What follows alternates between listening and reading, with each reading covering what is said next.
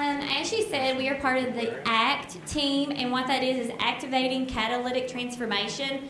So our presentation is going to be a little bit different than the ARI grants. I am Jessica Mullins. This is Jenny Reed. We both teach at Flat Gap Elementary in Johnson County, and she is passing you out a handout. And what we were designed to do was to come up with a problem of practice that was facing our school. And so after we looked at our data and really dug into those test scores, we noticed that we were lacking in our reading comprehension and writing skills. So what we did is we sat down and we were like, now what? How can we fix this? What can we do as educators to help our students? Because you know we can't control what happens at home. We can't change poverty. So we were thinking, what could we do? We actually got started with this last year. We were working on designing daily formative assessments. We would give those assessments and collect the data. Now what do you do with all of that data? So what we did is we came up with a problem of practice that Flat Gap Elementary will develop a system of interventions enrichment activities that meets the data-driven personalized learning for each student. And Jeannie's going to talk about our theory of action that we've came up with, and that's what we're implementing this year. I apologize, we didn't have enough handouts. We didn't expect this big of a room.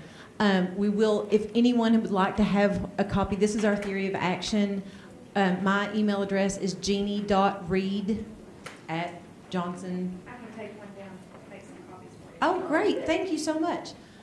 Somebody there in the back. We've written all over. Last year, as she explained to you, was our first step. Step one was training ourselves to go back and look at those standards again, break them down again, think about exactly what is being asked of our students each day. On a daily basis, what do we need to accomplish? Then each day, test our students. Find out, are you ready for tomorrow? Did you get what you needed today?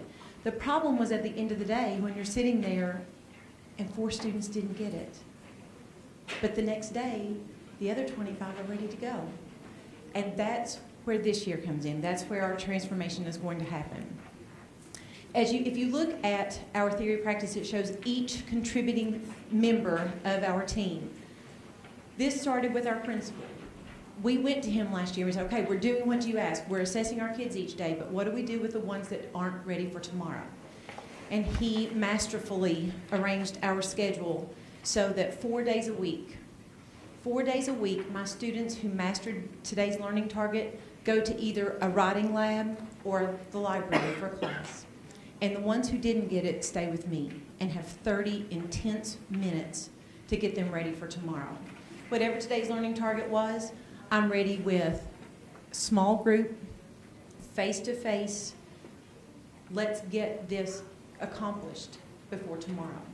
The nice addition that's come, if you look, I think it's under the administrative column, there's a description of a shared leadership team. We're from Johnson County, and we are very fortunate to have administration that believes the power is in our teachers. And we have a county-wide leadership team.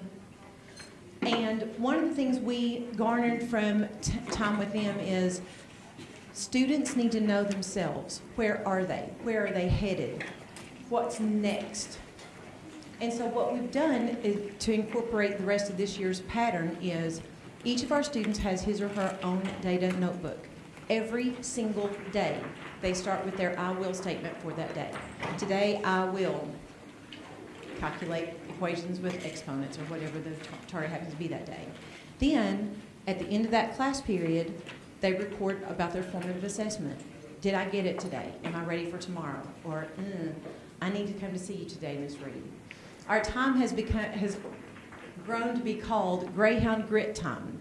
It's, again, our principal initiated the whole Greyhound Grit thing in the school year because we just don't quit. If you didn't get it today, don't panic. We've got 30 quality minutes this afternoon. We're going to work together. We're going to fix your misunderstanding and be ready to go tomorrow. And we had actually started this work last year, but KVEC is helping us this year with some support, some micro-credentials, and some funding to help us with some research-based resources that we may be able to use.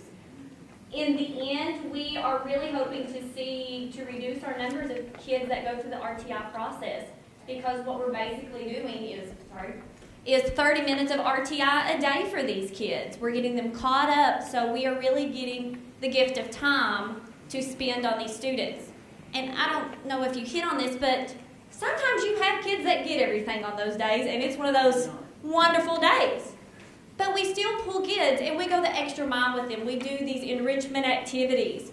So not only are we helping the kids that just aren't getting it, but we're also reaching those kids that are here and taking them farther. So, a perfect example of an enrichment day is yesterday we attended a play outside of our building. So I didn't get to have math class yesterday the way I would like to have had. So instead of having to have intervention time yesterday afternoon, I was able to pull students that I know function at or above grade level and challenge them with fun problem solving.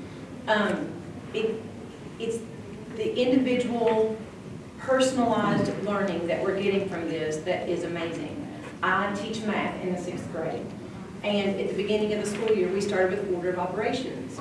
Well, all the steps for order of operations were met on this particular day, but as I walked around the room I realized that even some of my better students were struggling remembering how to divide by decimals. Well, divide by decimals appeared nowhere in my learning target that day, but it was a gap skill that needed addressed. So I kept about 4 or 5 students that afternoon. We reviewed, and now it's funny because even my students who made good grades in math, Ms. Reed, what are you doing in Greyhound grit time today? Do I need to come? They understand that if I met the learning target, she might be doing a gap skill, I should ask her. They also understand from their data notebook, if the formative assessment that day they did not score well enough on, we don't even have to say, don't forget you've got Greyhound grit time today at 2:15. They show up at my door with their books and their papers, they're ready to go. It has created in them an independence that is remarkable.